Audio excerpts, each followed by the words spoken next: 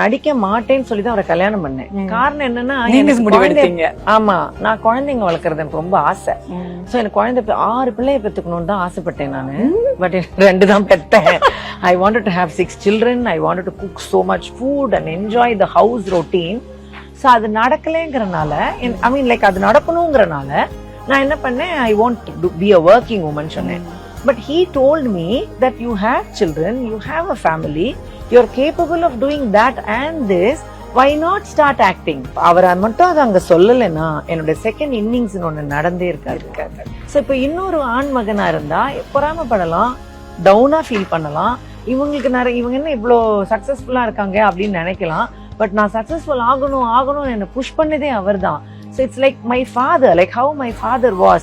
எல்லா பெண்ணுக்கும் அப்பா எப்படி இருந்தாங்களோ அப்படிதான் அவங்க ஹஸ்பண்ட் ஆகணும்.